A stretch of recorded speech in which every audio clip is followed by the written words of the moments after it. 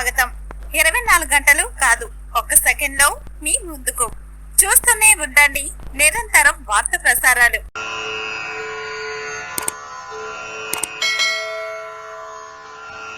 ముక్కోటి ఏకాదశి నాడు జరిగేటటువంటి క్రతువులలో ఒక భాగంగా ఉత్తరద్వార దర్శనము అని ఒకటి ఉంటుంది. ఇది మళ్ళీ సంప్రదాయంలో ఒక్క వైష్ణవ దేవాలయాల్లోనే. అసలు ఇంకా నేను పరమ సత్యం చెప్పవలసి వస్తే ఇది యథార్థమునకు ఒక్క శ్రీరంగ క్షేత్రమునకే సంబంధించింది. అందుకే ఉత్తరద్వారం తీయడం అన్నది ఒక్క శ్రీరంగ క్షేత్రానికే ఉంది. అసలు నిజానికి మిగిలిన క్షేత్రాల్లో ఉత్తరద్వారాలు తీయడాలనే మాటలు లేవు. కాలక్రమంలో ఏమైందంటే అందరూ శ్రీరంగ క్షేత్రానికి వెళ్ళి ఇన్ని కోట్ల మంది ఉత్తరద్వార ప్రవేశం చేయలేరు. కాబట్టి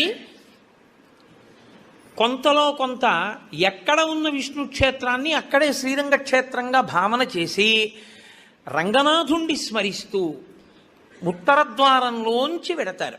ఉత్తరద్వారంలోంచి ఆ రోజున శ్రీ మహావిష్ణువు ఏమీ చెయ్యలేనివాడు, అన్ని విధాల ఇంకా అసలు నేను ఈశ్వర ఏమీ చెయ్యలేను, నువ్వే నాకు ఆధారం, నువ్వే నన్ను తీసుకుపో అన్నవాణ్ణి ఉత్తరద్వారం తెరిచి తనతో తీసుకుపోతాడు. ఉత్తరద్వారం తీస్తే మీరు ఎటువైపు ఎడతారు? ఉత్తరానికి ఎడతారు కదండి. ఉత్తరద్వారం ఎందుకు తీయడం? దక్షిణ ద్వారం తీయకూడదా, తూర్పు ద్వారం తీయకూడదా? తూర్పు మంచిది కదా, మరి ఉత్తరద్వారం ఎందుకు? అంటే మీరు యథార్థాన్ని గమనిస్తే ఉత్తరాన ఏముంటుందో తెలుసా అండి? హిమాలయాలు ఉంటాయి, ఉత్తరాన కైలాసం ఉంటుంది, ఉత్తరాన మృత్యుంజయుడు పరమేశ్వరుడు ఉంటాడు. ఉత్తర దిక్కుకి ప్రయాణం చెయ్యడం అంటే దక్షిణ దిక్కుకి ప్రయాణం ఆగిపోవడం.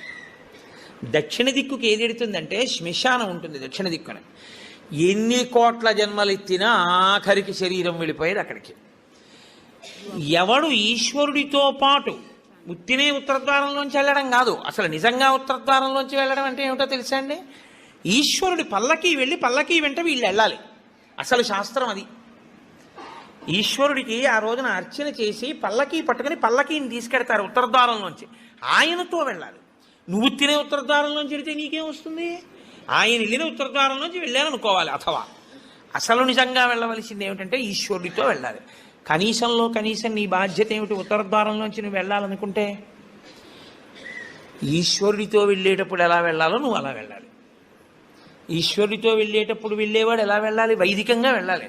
పైన చొక్కా బనీను ఏమీ లేకుండా ఉత్తరీయాన్ని మాత్రమే కప్పుకొని పంచ గోచీ పోసి కట్టుకోకుండా వెళ్ళకూడదు. గోచీ పోసి కుర్చీళ్ళు పెట్టుకుని వెనక్కి దోపుకోకుండా వెడితే మహాపాపం. వేదం పటలపన్నం చెప్తోంది. కాబట్టి కుర్చీళ్ళు పెట్టి గోచీ పోసి వెనక దోపి అన్నీ విప్పి ఉత్తరీయం వేసుకుని ఎవరి సంప్రదాయానుసారం వారు తిలకధారణ చెయ్యాలి. నీకు ద్వాదశనామములైతే ద్వాదశనామములు, నాకు విభూతి ధారణ ఎలా చెప్తే అలా నేను విభూతి ధారణ నేను చేసి శ్రీరంగనాథుడితో కలిసి ఆయన పల్లకీతో నేను ఉత్తరద్వారంలోంచి మౌనంగా కానీ భగవన్నామని చెప్తూ కానీ ఆయన వెంట వెడితే నా ప్రాణోత్క్రమణం అయినప్పుడు కూడా ఆయన నన్ను అలాగే తీసుకెడతాడు. ఉదారుడై నన్ను నమ్మి, శాస్త్రం నమ్మి నాతో ఓ రోజు వచ్చాడు కాబట్టి ఇప్పుడు అలాగే తీసుకెడతానని ఉత్తరద్వారంలోంచి తీసుకెడతాడు. ఇది ఇక ఏమీ చెయ్యలేను, నాకేమీ చేత కాదన్నవాడైనా కనీసం చెయ్యాలి. ఏమీ చేత కాని వాడన్నా చెయ్యాలి.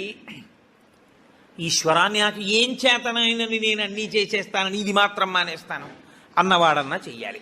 అందుకే శివాలయంలో ఎందుకు ఉండదో తెలుసా అండి? ఉత్తరద్వారంలోంచి వెళ్ళేది అక్కడికే కాబట్టి ఇంకా మళ్ళీ శివాలయంలో ఉత్తరద్వారం ఎందుకు? అంత శివకేశవ అభేదంగా ఉంటుంది ముక్కోటి ఏకాదశి యథార్థమునకు. ముక్కోటి ఏకాదశి తిథి, ఏకాదశి తిథి అంత గొప్పవై ఉంటాయి. అందుకని ఉత్తరద్వార ప్రవేశం చేస్తారు.